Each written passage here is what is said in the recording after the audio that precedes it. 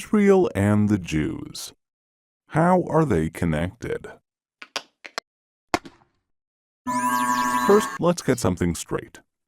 Judea, Canaan, Holy Land, Zion, Israel, all are names for the same tiny piece of land.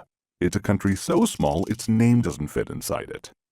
A bazillion years ago, Abraham, a nomadic visionary with a thin resume, has a hot idea for the first Israeli startup, a belief in one God. Needless to say, his stock tanks. Abraham persists, and when he's not persisting, he's begetting. His offspring moved to Egypt because there are jobs, food, and beautiful beaches there, sort of an early Miami. But there's a snag. The jobs don't pay, and the hours are murder. The Egyptians enslaved the Israelites for hundreds of years until Moses, a great leader with a questionable sense of direction, unenslaves them and returns them to Canaan. En route to Canaan, the Israelites constantly bellyache. Tired of their whining, Moses climbs Mount Sinai. He becomes the first human to download data from the cloud to a tablet and returns with the 10 Commandments, a moral code to share with the world. Wow, thanks. The 11th commandment, thou shalt not bitch, does not make the cut. Once in Canaan, the Philistines, a people of Greek heritage, not to be confused with today's Palestinians, are the Israelites' fiercest enemies. One day, a huge son of a bitch named Goliath challenges the Israelites to a winner-takes-all match. The smart money is on Goliath, but he is whooped by a diminutive shepherd sharpshooter called David. #Israelites for the win. The Israelites anoint David king, who makes Jerusalem Israel's capital. Yep, that's 1,000 years BC. The UN immediately condemns this as an immoral and irresponsible act that is meant to provoke the Palestinians. Not really. There was no UN, and 3,000 years would go by before the Palestinians would try to usurp this land. David's son Solomon builds the temple in Jerusalem. The temple has a good 400-year run, playing to packed houses until the Babylonians destroy it. Most of the Jews are forced into exile. After 50 years in exile, the Jews are liberated by the Persians and are allowed to return home. They build a new temple atop the ruins of the first. Then Alexander the Great, a great Greek king and, you guessed it, another invader, destroys Persia and takes over Judea. The Jews and Alexander's heirs get along great until another Greek king, Antiochus the Not-So-Great, says, "Enough with the one God thing. All hail Zeus and friends." The Jews revolt and clobber the Greeks. Antiochus amasses a huge army and threatens the Jews. The Jews send a reply, "Fight me. We did not take any foreign territory. We merely recovered our ancestral lands." The Jews prevail and rededicate the temple. But how long can a good thing last in this neighborhood? A century later, Rome is at the gates and Judea becomes its vassal state. A Jewish baby named Jesus is born in Bethlehem. Jesus has new ideas, but he's accused of sedition. The Roman prefect sentences him to death. The new Jewish sect grows and becomes Christianity, which gives the world the gifts of bacon, eternal salvation, and a whole new set of books. The Jews tire of the Roman rule and finally say, "Enough already!" They revolt against Rome. The Romans demolish the Jewish rebels and for good measure, and for absolutely no good reason, also pillage and demolish the Second Temple. 60 years later, the Jews ask for a rematch and beat the crap out of the Romans. The Romans send in the big guns, who ironically have no guns, and beat the crap out of the Jews again. The Romans take 2 out of 3. #not winning. This time, the Roman emperor decides to be a real pain in the butt. He scatters many of the Jews throughout the Roman Empire, and in the first of very many deliberate falsifications of history, he changes the area's name to, wait for it, Syria Palestina, after the Greek Philistines who became extinct 800 years earlier. So Palestine was not a people. It's a made-up name the Roman emperor maliciously attached to Judea, Israel, the land of the Jews. We'll get back to that later. Answer this. The Jews are occupying Palestine. True or false? Or bullshit. It's bullshit. The Jews are the aboriginal people of Judea. Like Greeks in Greece, Native Americans in America, Chinese in China, Jews can't occupy Judea. The quiz is over, and so is Rome. Karma sucks. With much of the Jewish population scattered, Muhammad, a charismatic leader, appears in what is now Saudi Arabia and unites diverse nomadic Arab tribes under the banner of Islam. After Muhammad's death, his followers conquer the land of Israel and build the Al-Aqsa Mosque atop the ruins of the first and second Jewish temples, Judaism's holiest site. Next up, the Dark Ages. Not a good time to be Jewish. The Middle Ages. Still very dark. Jews take the rap for the Romans' killing of Jesus and are subjected to random killing sprees, mob riots, expulsions, and monstrous persecution. Christian crusaders spend years trying to conquer Jerusalem from the Muslims. As soon as they succeed, they promptly begin to slaughter the Muslims and the Jews. Next, this total Kurd Saladin takes Jerusalem from the Crusaders. Oh wait, write this down. Saladin is not an Arab. He's a Kurd, born in today's eastern Turkey. Palestine is still just a misnamed geographical area. If some peddler of an alternate reality tells you that there was an independent Palestinian state or kingdom or whatever, you can politely ask him, what borders did it have? Who ruled it? From when to when did it exist? The squirming to try to explain it will be illuminating. Food for thought. If Palestine were some ancient Arab country, they probably would have had a different name for it. Just as there are Arabic sounds with no equivalent sounds in English, in the Arabic alphabet, not a single Arabic word has the P sound in it. Google it. Knock knock. Who's there? It's the Ottoman Turks. Their turn to conquer the Holy Land. They rule corruptly and peacefully for 400 years. So what happened to the Jews? Despite all attempts to eliminate, exterminate, exile, and forcibly convert the Jews, they consistently and continuously maintained a presence in the land of Israel. Jews from almost every country under the sun, in ghettos in Poland, under the Inquisition in Spain, and in concentration camps across Europe, focus their prayers on Israel, the only place where they have been able to do what every nation does, construct their own society according to their own ideals. Ready for a question? Okay. Jerusalem is just as sacred to the Muslims as it is to the Jews. True or false? 5 Pinocchios. Jerusalem is mentioned over 800 times in the Bible and 0 times in the Quran. 0 as in zip, nada, nil, not even once. Feel free to fact check. From its first days under King David, Jerusalem has served as the capital of only one nation, the Jewish nation. The 1880s see increased immigration of Jews returning to their ancestral homeland. The malaria-ridden swamps are drained and agricultural communities thrive in the once barren hills. The 19th century. Revolutions and reforms are in the air. Nations crave freedom. The Jews around the world feel it's time.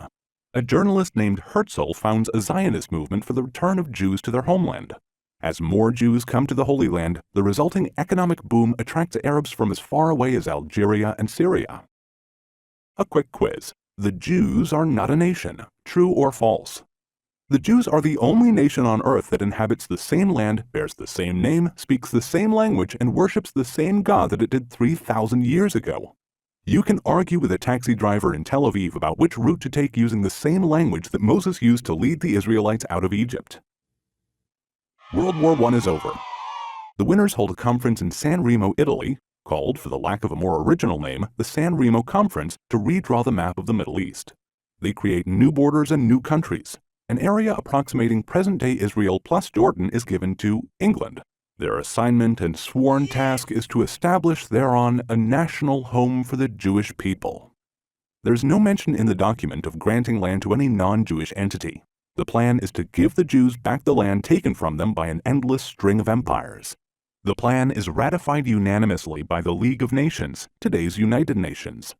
The Brits waste no time in screwing the Jews. They welch on their promise and give more than 3/4 of the territory to Abdullah, a Saudi prince, for another brand new Arab state called Transjordan. Maybe they mistook Abdullah for a Jew. As to the rest, guess what? Of all of the new borders and new countries created since World War I, the only area that is referred to as occupied by some and disputed by others is that tiny piece of land allocated to the Jewish people. All other decisions are considered binding by most of the world. To prove their claim to the entire land of Israel, the Arabs launched terrorist attacks against the Jews. Now, by this time, everyone living in the area called Palestine is called a Palestinian. This includes all the Jews, Arabs, Muslims, Druze, Christians, and a camel named Benny. In Europe, the satanic Nazis are dedicated to exterminating all the Jews. Jews everywhere fight on the side of the Allies. The Central Arab leader, the Grand Mufti of Jerusalem, meets with Hitler, and he's not there to talk about buying a summer home in Bavaria. 6 million civilian Jews, including 1.5 million Jewish children, are exterminated before the Nazis are defeated. But we digress. The land of Israel does not belong to the Jews as compensation for their suffering. It is theirs by indisputable aboriginal rights derived from their indigenous birth and uninterrupted presence for over 3,000 years. The Holocaust is over, but Arab attacks against the Jews of Palestine continue. Now, an actor who has disappeared 2,000 years ago comes for an encore, the armed and proud Jew. The Jews in their ancestral land of Israel establish armed organizations to defend themselves against Arab terrorists. When the British government closes the ports of Palestine and locks the Jews of Europe together with their exterminators, Jewish militias fight to expel the despicable Brits from the land of Israel. I say, after endless, fruitless peace talks to try to get the Arabs to accept any Jewish homeland in Israel, the British have had enough. They peace out and dump the problem on the newly created UN. The UN decides to divide the remaining small territory into the first Jewish state in nearly 2,000 years, a 22nd Arab state, and a third significant area that includes Jerusalem that would be internationally controlled. By 2021, the world is blessed with 56 Islamic countries, over 100 Christian majority countries, and one tiny Jewish state. So that you understand, the entire territory allocated to the Jews is about the size of Connecticut. Today's Israel is slightly larger than New Hampshire. Egypt is 36 times as large as Israel, and the United States is 350 times as large. The Jews accept the UN proposal. Remember the phases? That's your land. Okay. No, actually, that's the only part you get to keep. Okay. No, as a matter of fact, this is the only part you get. Oy vey. The Arabs reject even this plan, vowing to push the Jews into the sea. Having a massive numerical advantage, 5 Arab states, each with a standing army and a total population of over 30 million people, attack the newborn state of 600,000 Jews. It's David versus 5 Goliaths. 1,000,000 to 1 shot comes in. David wins again. Israel repels the attacks and declares its independence. 711,000 Arabs flee from Israel. 156,000 Arabs choose to stay and are brutally given Israeli citizenship and civil rights. 850,000 Jews are driven out of the surrounding Arab countries. Jordan annexes the West Bank, including the holy sites in Jerusalem. They sack, loot, pillage, and desecrate every synagogue and Jewish cemetery in its territory. Egypt claims Gaza. Despite total Arab control of the West Bank and Gaza from 1948 to 1967, the Arab world does not establish a Palestinian state there. Do you get this? They have total control of the so-called occupied territories, and they don't create a Palestinian homeland. Time to test you. Israel is an imperialist country. True or false? Let's look at this ruthless empire. Let's look at how Jews take over the world. Oh, just a moment. The green part is Muslim countries. Look how they conquer the world. Just a moment. Let's get closer. If you squint a little, you can see those colonizers. Let's tell the world that if they only give us a little more of their land, there will be peace. There's a sucker born every minute. But now, Israel commits the most horrific racist genocide of all times. From the 156,000 Arabs that decide to stay in Israel after the war in 1948, only 472,000 are left by 1972, and a mere 875,000 by 1990. And wow, this just in, only 2 million Arabs are left in Israel by 2021. Guess how many Jews are still in Arab lands? Hint, in most Arab countries, the number is so small a centipede could count them on his legs. Fast forward a couple of wars to 1964. The Arab League creates the Palestinian Liberation Organization, the PLO. They mobilize the local Arabs, indoctrinate them with hatred towards Jews, and unite them for the first time in history as the Palestinian people. Mazel tov! A nation is born! The Palestinians! Article 24 of their charter states that the Palestinians have no claim to the West Bank or Gaza, which were under the control of Jordan and Egypt respectively. Their charter calls for the total annihilation of the State of Israel. 3 years later, Israel liberates Gaza and the West Bank, and the Palestinians immediately amend Article 24. The stubborn Israelis refuse to be annihilated and are subjected to constant terror attacks continuing to the present day. Pop quiz. The terror is a result of the occupation. True or false? Trick question. What occupation? There is no occupation. Judea, Israel, is the land of the Aboriginal Jews. Their indisputable connection to their ancestral homeland is undeniable. It's in the archaeological evidence, the historical record, and the genetic analysis. Arab terrorism started about 50 years before what uninformed people call the occupation, so that can't be its cause. Is it retaliation by anticipation? And then there's this war that lasts 6 days. It starts when the Egyptian army moves towards the Israeli border and Egyptian President Nasser boasts, "My army will destroy the Zionist entity." 6 days later, Israel crushes the 4 Arab armies that attacked it, conquering the Sinai Peninsula, including Gaza from Egypt and the Golan Heights from Syria. They liberate the so-called West Bank, including the old city of Jerusalem, from Jordan. After almost 2,000 years, the Israeli flag is raised over the Western Wall, a remnant of the Jewish temple, where members of all religions can now pray freely. Since it was built by King David, Jerusalem has been attacked 52 times, besieged 23 times, ransacked 39 times, destroyed twice, rebuilt 3 times, and captured and recaptured 44 times. 3,000 years later, Jerusalem remains the indivisible capital of Israel. No country's birth certificate is more legitimate than that of Israel. Pop quiz. Israel is rich and the Palestinians are poor. True or false? Mostly true, but why? Have you ever wondered where all the money donated to the Palestinians go, or how Yasser Arafat, the PLO's first president, became the first Palestinian billionaire? No clues needed here. The Palestinian Authority, to this day, uses the foreign aid it receives to pay over $345 million a year to convicted terrorists and their families. After another failed attempt by the Arabs to destroy Israel, a peace agreement with Egypt is signed, then with Jordan, and more recently with African and Gulf states. It just goes to show, when Israel has a partner for peace, it doesn't take long for peace to materialize. Pop quiz. Israel is an apartheid state. True or false? Hogwash. Over 20% of Israelis are Palestinians with full and equal rights. Among Israeli Palestinians are doctors, Supreme Court justice, generals, a Miss Israel, and members of parliament. The Arabic language is recognized under special status in Israel. Palestinians in Israel are freer than in any Arab state. Does that sound like apartheid? You call it. The Palestinians demand a state of their own, clean of Jews. That's because they hate racists. What is it about world leaders that they are comfortable with the concept that if it's a Jewish territory, the rights of the Arabs must be respected, but if it's a territory for the Palestinian state, it must be free of all Jews? What gives? In 2005, in a thunderstorm of irony, Israel commits ethnic cleansing. It forcibly relocates the entire Jewish population of Gaza, over 8,000 people, creating something that no other civilized country would dare do.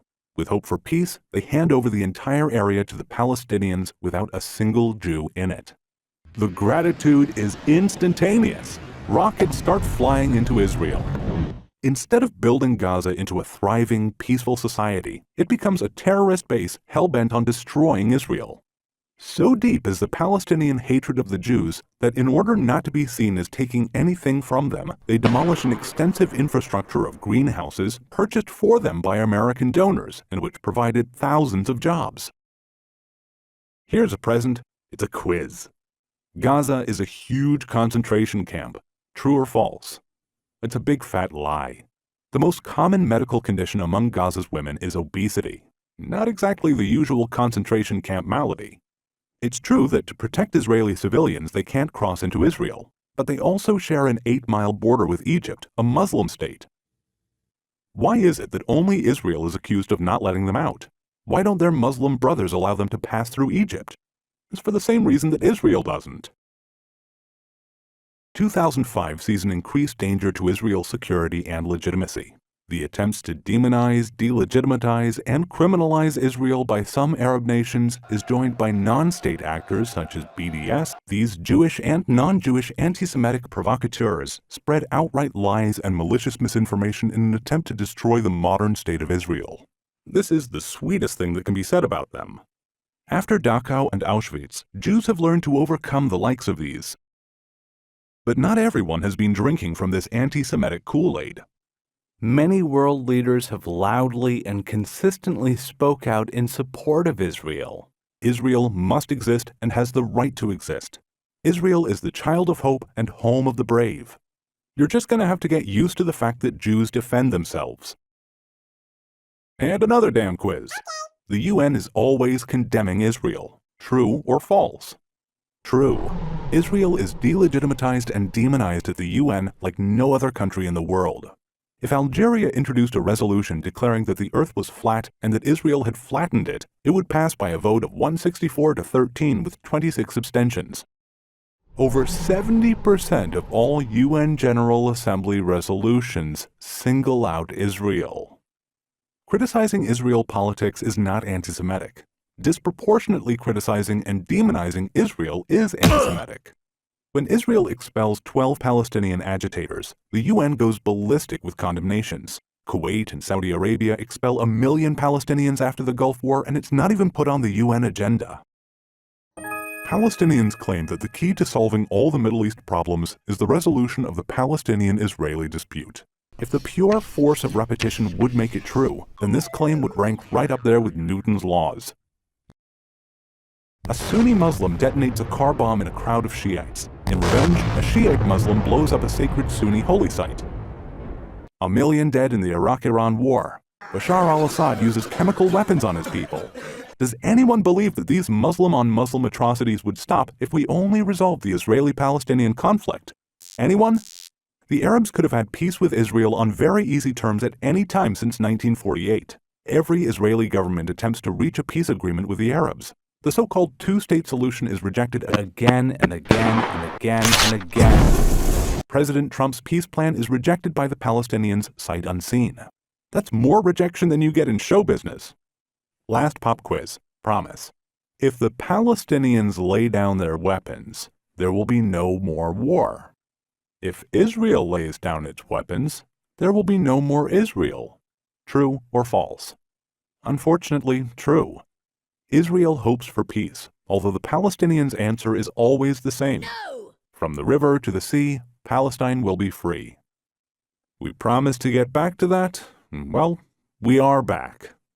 Palestine today is free, and once again called by its Aboriginal name, Israel.